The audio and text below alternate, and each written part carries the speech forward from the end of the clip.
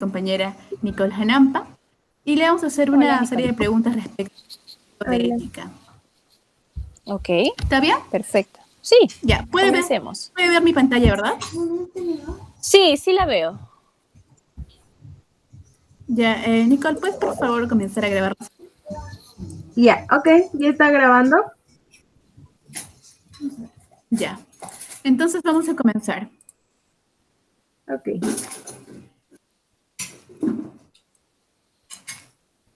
Bien, señorita, el primer caso que tenemos para usted para que nos pueda ayudar es el siguiente. Carla es psicóloga, parte del equipo de gestión humana en una organización financiera. En un encuentro informal, Mariana, funcionaria de la organización, le pregunta si puede conversarle como psicóloga en momentos, porque se encuentra ansiosa por situaciones personales. Carla asiente y le dice que con mucho gusto puede conversar unos minutos. Entonces Mariana le cuenta que en las últimas semanas ha recibido insinuaciones sexuales continuas, incluso en 2 ocasiones tocamientos indebidos de parte del gerente general. Esto le incomoda mucho a Mariana, puesto que el gerente es casado y 25 años mayor que ella. Debido a esto, Mariana refiere que siente angustia y temor, puesto que si se entera su jefe que ella habló, él podría aprovechar la oportunidad para despedirla. Nuestra pregunta en este caso es, ¿cuál es la situación que debería tomar Carla frente a este caso? Bueno, a ver, justo en relación a este tema, hay que tener en cuenta dos aspectos, ¿no? Uno de ellos es el rol de Carla como psicóloga, ¿no? Y el segundo como parte de un equipo de gestión humana. Y justamente el área de gestión humana, recursos humanos en una organización, tiene que velar principalmente por el bienestar del colaborador. Entonces, obviamente, dentro de, digamos, de la ética profesional de un psicólogo, cuando nos cuentan algo muy en confidencia, incluso mencionando este punto de confidencialidad, no podemos, eh, en nuestro rol como psicólogos, comentarlo abiertamente.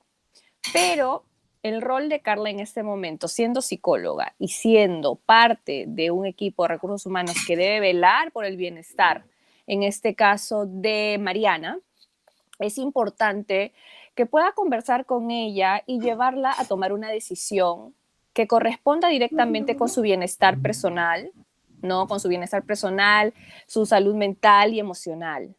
Porque nadie, absolutamente nadie, puede trabajar de una manera eficiente, de una manera, digamos, productiva en un ambiente en el que se siente intimidado, en el que se siente tal vez acosado o burlado. Entonces, la labor de Mariana es, primero, escuchar, perdón, de Carla, es primero escuchar a Mariana, escucharla en todo lo que ella tenga que contarle o decirle o comentarle con respecto a esta persona, no importa si es el gerente o si es el practicante, estamos hablando de personas dentro de una organización, no de puestos jerárquicos. El segundo aspecto o el segundo punto o responsabilidad de Carla es que esta situación no se quede ahí, pero que si llega a darse algún paso para que se solucione o que se cambie, sea dado por Mariana.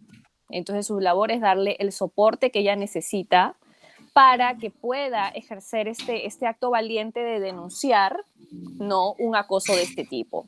Ahora, dentro de lo que es gestión humana y recursos humanos, como parte justamente de todo este tema de la ética profesional y el bienestar del trabajador, existen normas, existen dentro incluso del Ministerio de Trabajo respaldo para este tipo de situaciones. Entonces, así ella tenga este temor de ser despedida, es el rol de Carla explicarle cuáles son sus derechos como trabajadora, ¿no? Como colaboradora de la organización. Y si en todo caso la empresa como tal, siendo el gerente el que estaba teniendo este tipo de comportamiento, pues existen otros organismos como la SUNAFIL, como el Ministerio del Trabajo, que pueden dar el respaldo a Mariana. Entonces, esa es la labor que debe, digamos, tener Carla. Ese es el rol que tiene que asumir. Primero, darle el soporte a Mariana, que acudió en búsqueda de ayuda, y no, digamos, dejarla sin efecto en este aspecto, ¿no? De darle lo que ella necesita, la tranquilidad que necesita y sobre todo que pueda llegar a tener un desenlace positivo para la colaboradora. Bien, muchas gracias. Pasamos con la siguiente pregunta, por favor, Nicole. A ver, vamos a pasar con la pregunta 1. ¿Es ético hablar de Jesús o de la Biblia en una entrevista psicológica de fines terapéuticos? Sabemos que como psicólogos nuestra principal labor va a ser brindar tranquilidad a las personas, brindarles ese soporte que ellos necesitan como base, obviamente, de nuestros conocimientos, de todo lo que tenga que ver con los estudios científicos, del comportamiento, de la conducta humana. Todo nuestro trabajo tiene que tener esa base en primer lugar, ¿sí? No debemos cometer el error de basar nuestro trabajo como psicólogos en netamente temas espirituales, porque es allí cuando probablemente podríamos estar incurriendo en el error. Si nosotros hemos estudiado 5 años de una carrera, hasta 6 años en algunos casos de una carrera profesional que tiene una base científica, tenemos que aplicarla, ¿sí? Existen múltiples corrientes y ya va a depender de cada psicólogo cómo va alineando eso a su propia ética, a su propia moral, ¿no? Pero en este caso, no está de más dar algún tipo de consejo relacionado a temas espirituales, porque ese es el plus que tenemos como psicólogos cristianos. Pero como digo, no podemos tampoco basar todos nuestros consejos en temas netamente bíblicos, porque muchos de nuestros pacientes probablemente tengan una idiosincrasia o un sistema de creencias diferente. Entonces ahí podríamos estar afectando. Y va a depender muchísimo de la habilidad del psicólogo o de la psicóloga para identificar este aspecto desde una primera sesión. Porque la idea es, nuestra misión como psicólogos es ayudar al paciente, a la persona que busca nuestro servicio. Entonces, si nosotros queremos aliviar cualquier carga emocional que ellos puedan tener, tenemos múltiples herramientas, ¿no? Como nuestra carrera, que son parte de nuestra carrera, de lo que hemos estudiado. Y como les menciono, si en el camino esta persona nos dice que de pronto su sistema de creencias se aleja del tema bíblico, podemos en algún momento mencionarle probablemente muy someramente, pero no establecer como base esto, porque no estamos trabajando nuestro servicio no se basa en tener que cambiarle la vida a esta persona a nivel espiritual, pero que eso significa que puede ser, que sí, pero eso no significa que sí se pueda en algún momento, como resultado del trabajo que hemos dado, que esta persona tenga el deseo de conocer a Dios, ¿sí? Pero no va a ser, la base principal de nuestra de nuestra estructura o de nuestra metodología al aplicar las terapias o cualquier tipo de corriente que nosotros estemos siguiendo o de área que estemos siguiendo en nuestra carrera. Uh-huh. Bien, gracias por su explicación muy amplia de este tema, que es importante también. La siguiente pregunta para usted es, en el apartado 4.05 del Código de Ética APA, se establece que para romper el acuerdo de confidencialidad con fines de docencia, se debe dar permiso por escrito. Suponiendo que un profesor necesita hablar de un caso con sus alumnos, pero su paciente o cliente no sabe escribir, ¿qué sería éticamente correcto ante esta situación? Bueno, creo que estamos en una era en la que existen muchas facilidades, ¿no? Existen, posibilidades de poder grabar un video o de pronto, yo creo que eso sería en estos momentos lo más efectivo, ¿no? Si la persona no sabe escribir y necesitamos tener el permiso, ¿no?, de la persona para divulgar algún tema que se trató dentro de este código de confidencialidad, yo creo que un video en que la persona pueda dar el permiso correspondiente es una prueba válida, ¿no? Obviamente solicitando el permiso, ¿no? Para esta grabación. Ok. Bueno, pasamos al caso 2. Andrea es una psicóloga organizacional y le toca hacer la selección de personal. Su jefe tiene un sobrino que quiere entrar al trabajo.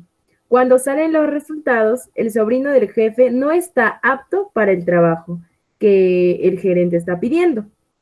Sin embargo, el jefe le dice que lo coloque, la psicóloga le dice que le puede colocar en un puesto inferior al que el sobrino estaba pidiendo.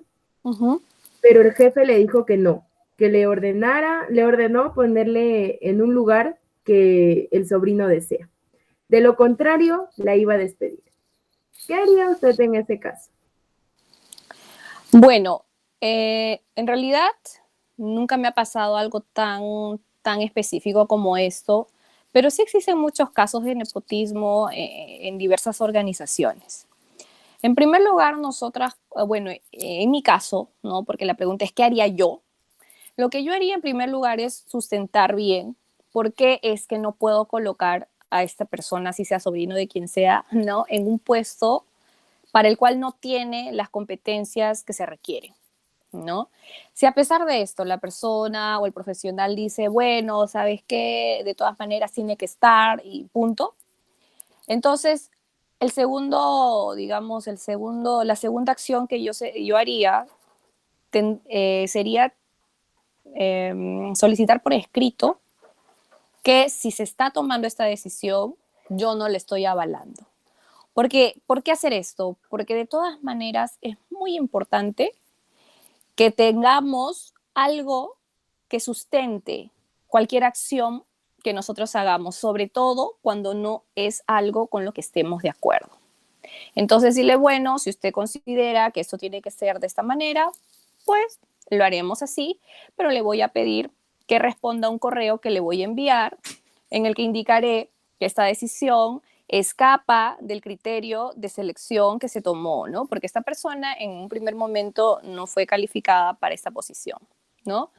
Ok, y si a pesar de eso la persona dice no, que de pronto yo decido que sean las cosas así, es importante mantener la cordura, mantener digamos, la tranquilidad para no tomar decisiones apresuradas, pero ya con ese indicador nos vamos dando cuenta de que probablemente ese no es el lugar en el que deberíamos estar, ¿no? En mi caso, por ejemplo, yo no me sentiría cómoda en un contexto así.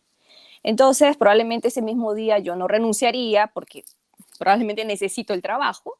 Entonces, pero ya tomando en cuenta este precedente, empezaría a buscar otro lugar en el cual yo pueda sentirme un poco más cómoda y sobre todo que esté lo más alineado posible con los valores y la ética profesional que yo tengo, ¿no? Porque si sabemos que esta persona tiene una posición de un alto rango y que probablemente sea quien tome las principales decisiones, ya esto es un tema de cultura de la empresa y que muy difícilmente va a cambiar. Sobre todo esto se da en entornos de empresas familiares o muy pequeñas, donde todavía no están especificados los aspectos principales de valores, cultura organizacional, ¿no? Misión, visión y estos aspectos que son muy importantes, ¿no? Pero ese sería mi actuar, ¿no? Especificaría bien, digamos, expondría bien cuál es mi postura, solicitaría que exista algo por escrito en el que, ¿no? Que pueda definir lo que yo pienso realmente y si se da la situación, no estoy de acuerdo. Y por último, si no hay un cambio en el parecer de la persona que decide esta contratación a pesar de mi sustento, pues empezaría probablemente a buscar otro trabajo, porque claramente mi criterio o mi aporte no está siendo valorado, ¿no? Así que eso sería mi actuar. Ya. Gracias. Bueno, dos preguntas más y culminamos. La Ya. siguiente pregunta es, Si el paciente o cliente le manifiesta a su psicólogo que tiene sentimientos románticos hacia él, ¿qué se debería hacer? Bueno, creo que es una pregunta muy fácil de responder, ¿no? Cuando existe ya un tema de transferencia contra transferencia en una relación, ¿no? De psicólogo-paciente, hay que derivarlo inmediatamente. No podemos seguir trabajando a pesar de que le tengamos ya este aprecio, porque de todas maneras, ¿no? Existe cierto límite también en ese tema, ¿no? Una cosa es apreciar a tu paciente, tratarlo bien, ¿no? Dentro, establecer un buen rapport y todo, pero otra cosa ya es entrar a digamos, cruzar esta línea muy delgada, y si se llegó a eso, es mejor derivarlo. Y muchas veces los psicólogos, al momento de hacer su trabajo, no es que tengan la intención, sino que muchos pacientes llegan a consulta y tienen, digamos, esta inestabilidad emocional, y al sentir que su psicólogo les da este soporte que tanto buscaban, o esta tranquilidad que tanto buscaban o necesitaban, empiezan a confundir, ¿no? Entonces, pero como digo, ¿no? Desde el primer momento en que nuestro paciente o exprese en palabras o en algún comportamiento errático en temas que, digamos, deriven en algo más romántico, es mejor pasárselo a otro colega, ¿no? Muchas gracias. Vamos a pasar con la última pregunta. Creo que esta es la Ya, última pregunta. no hay problema. Ok. Si se sabe que el paciente o cliente es muy sensible y este obsequia un presente a un psicólogo o le invita a comer a usted, ¿qué sería éticamente lo correcto de hacer en esta situación?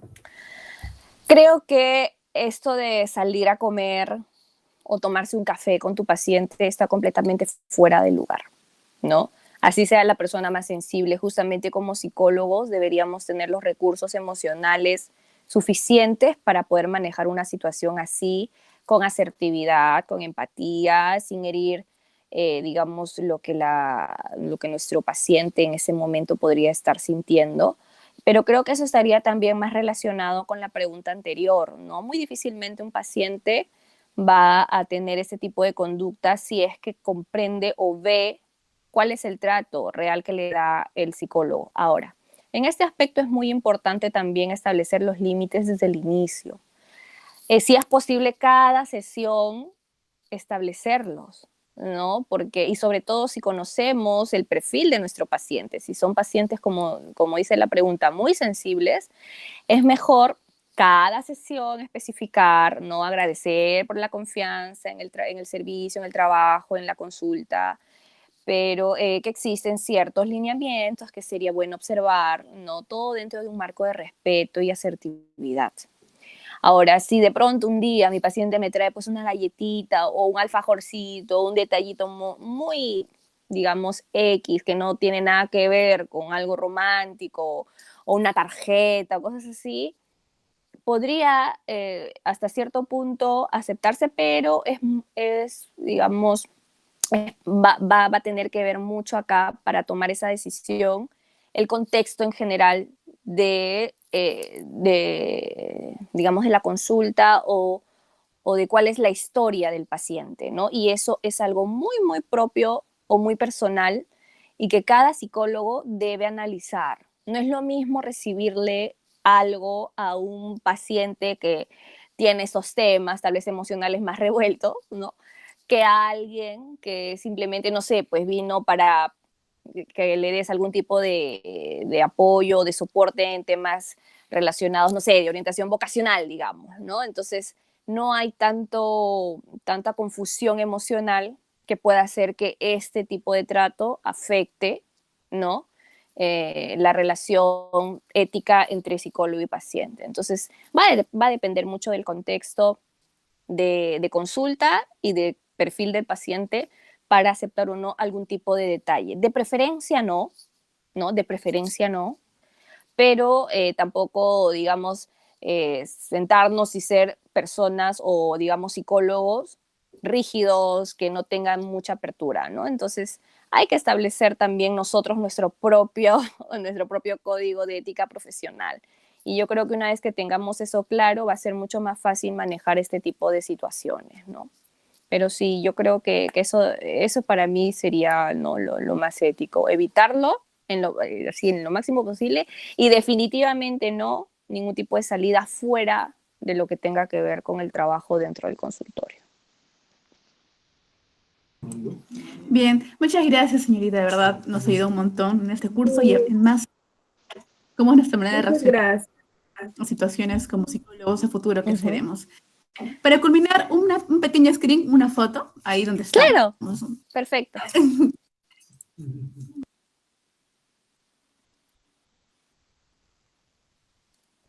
Ya está, ya le tomé. Ya está, gracias. Me pasas la Gracias. fotito para también subirla Se ahí la a mis envío redes. Gracias. A su messenger ya le Muchas Ya, muchas chicas, gracias, hasta gracias. Que luego. les vaya Nos bien. vemos. Un Buenas tardes. abrazo. Chao, chao. Gracias.